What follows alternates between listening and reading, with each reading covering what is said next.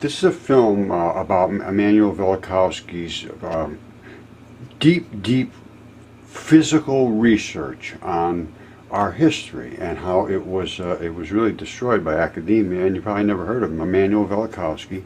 He was before computers, so he actually went out and did the actual field work and touched the documents of the eyewitnesses that recorded these things, not only in Egypt and in the Bible and so forth, but it was in China, it was in South America, it was even our Indians in the United States.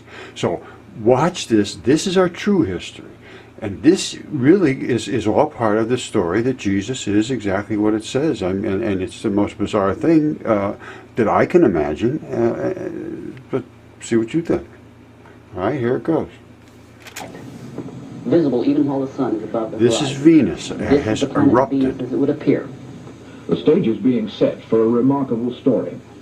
The birth of the planet Venus and the near destruction of the human race in the very recent past. Literal birth. The feared god Jupiter had given birth to the comet and the protoplanet Venus. Literal vaginal birth. A brilliant, fiery object entered upon a long elliptical orbit about the sun.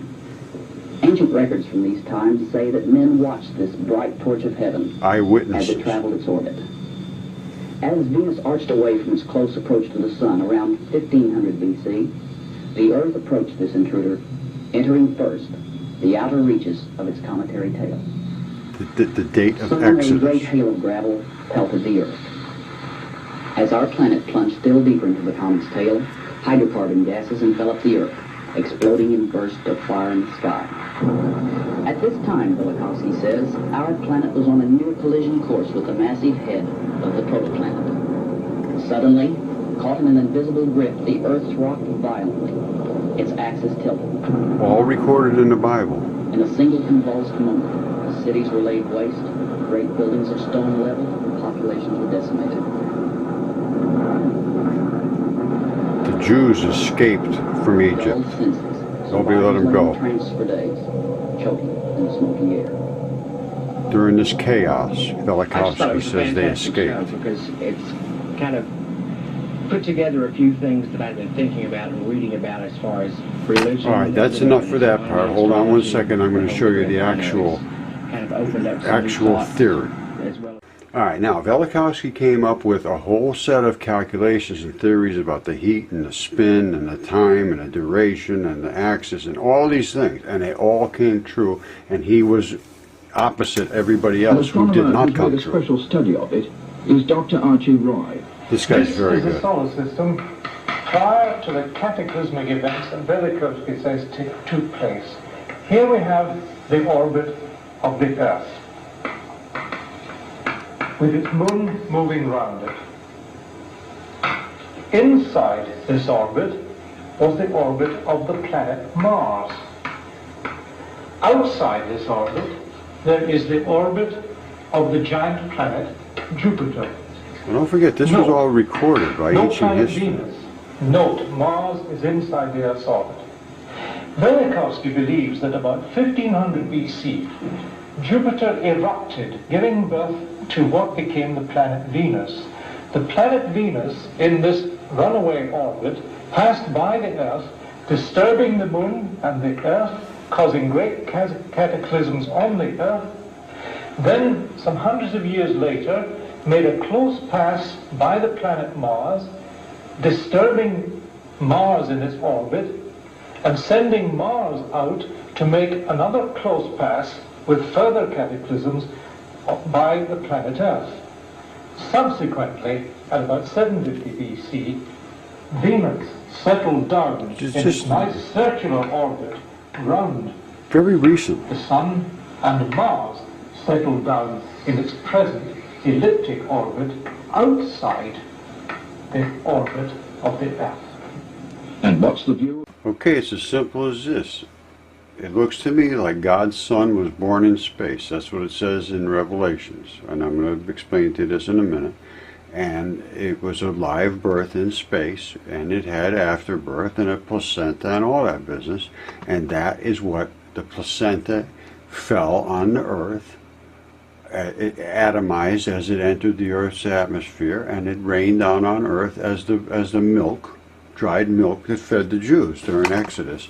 And all of this is recorded in history. Now, I'm just telling you what I'm finding. Now, just to show you why I'm saying that the placenta is the milk that fell onto the earth, that's what, obviously it's afterbirth. If there was a birth in space, which it said, Velikovsky did the research. He said Jupiter gave birth, and this is all recorded too. This by eyewitnesses. Plus, the giant red spot is the same size as Venus, which it might be the giant red vagina as far as I'm concerned, because it obviously happened. Now, this stuff fell on Earth, and what is it? Well, guess what? This is about hormone changes during birth. And at the exact time of birth, at this time, another hormone, prolactin, which is sometimes called the mothering hormone, becomes significant. Prolactin is a major hormone of breast milk synthesis and breastfeeding. It pumps the placenta full of this stuff. And it is present throughout the pregnancy, but the levels rise during labor and peak around birth. It just gushes into it. The kid needs to be eating something, because he's turning over from being fed inside to being fed on the outside. So, though they remain high while breastfeeding continues. Now, they peak, though, at the birth. This is when all that milk is flooding the placenta, and then it got shot into space and it rained down on Earth. And that's what I'm saying, and that's why I based this research on the Bible, because the Bible said that happened. Jesus said the milk that fell from heaven, the manna, was his body. Case closed as far as I'm concerned. And I'll show you a little more evidence. Okay, this is a paper from 1964, and it's called Blood Chemistry of Normal Full-Term Infants in the First 48 Hours of Life. Now, the reason I'm looking at this paper, and it's by P.T. Akira and W.W. Payne, 1964. Now, the reason we're looking at the blood chemistry of birth is to try to understand what the chemistry is, what is in that afterbirth, literally, because that's what we're looking at, is the afterbirth. Now, we know that afterbirth contains blood, copious amounts of blood, which is iron-rich red blood, which turns into red dust when it's dried, if it was dried off in a misty sort of form. Now, this is, you can read this whole thing if you wanted to, and I did. Well, I didn't read the whole thing, but I read enough to get to where I needed to get to. Now, what I have said, and here it is right here, is that the manna that fell from heaven, which is dried milk, is a product of birth in space. That's all I can say. Now, the reason I say that is because look what it says right here, lactic acid. Now, lactic acid, lactose, milk, it's the whole thing. Now, as that baby is getting ready to be born, if you read this whole thing, it talks about the changes that happen to the mother, like spontaneous combustion when she's giving birth. And here it says the high value in the cord blood is caused by two factors. The maternal blood lactate level is raised during labor. Zip! She's feeding the kid, just like she was given a milk. So that passes through the placenta. She's gushing that placenta full of milk. Now, so in the birth process, the kid's getting fed.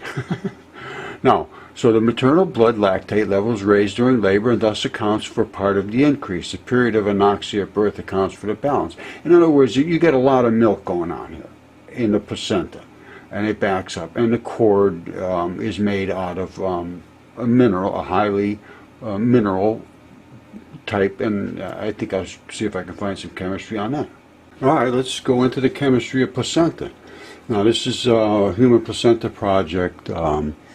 Chemical engineering news, and it goes down so this and that and so forth. Now, what I want you to see, this is the placenta right here, and that is the matrix of the placenta. That is what's inside of a mother, and it's attached to the uterine wall, and it literally feeds the baby. That's its job, is to pass nutrients and all of that stuff, and on the birth process it passes copious amounts of milk because it's producing those. So what is that? Lactic acids. I think they're called I can't, something proteins, but they're any, it'll come back to me, but anyway, it's lactose, it's milk. I showed you the chemistry of that before.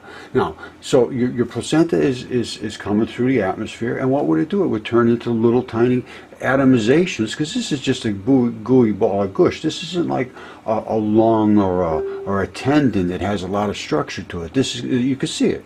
So that would come through the atmosphere and atomize into a literal mist, and it would be milk, because that's what it is. All right, that is the umbilical cord, extremely fibrous, loaded with vessels and holes and all kinds of different collagen matter, and I'll show you the chemistry.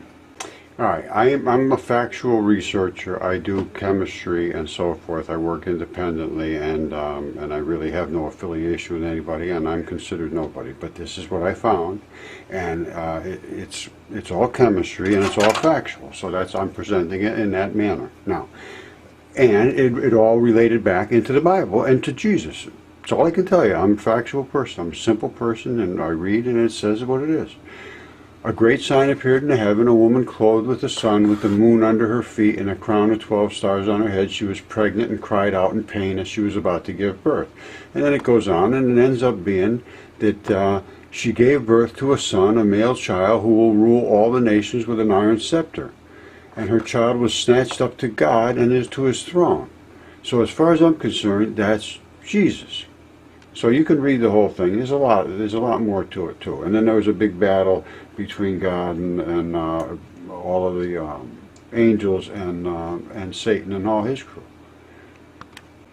All right, this is what Jesus said. He said, "I am the bread of life."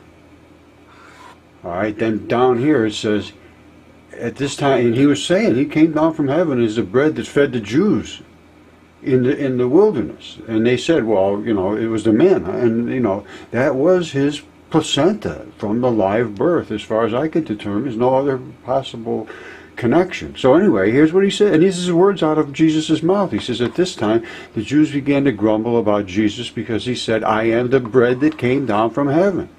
What else can I say?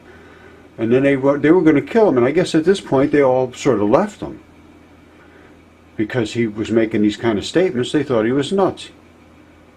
All right, in addition to what I had just discussed about the rest of the thing, the chemistry is here that proves there was giants on the earth. This is 3 DNA tests that were done, very, very sophisticated tests.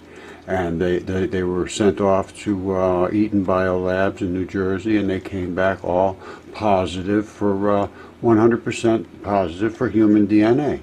And there you see Homo sapien mitochondrial, Homo sapien mitochondrial D loop, cytosome G. You know, all this stuff is kind of Greek to me, but it's a human being. They're human beings, but they were giant. One of them was over 50 feet tall, one of them was over 200 feet tall, and one of them was a normal-sized human. I have the specimens. The blood just gushes out of them. We have them all the time. And they're extremely well preserved because they're preserved in wet conditions. And when things stay in a wet condition that's similar to the body chemistry and the pHs and so forth, which is like in the wet tidal pools, in fine muds, they stay exquisitely preserved, and I will show you that. This is a mud fossil lung found by Gary Evans over in the British Isles in a tidal wet mud flat. And this literally, when he broke it open, and this is what's inside.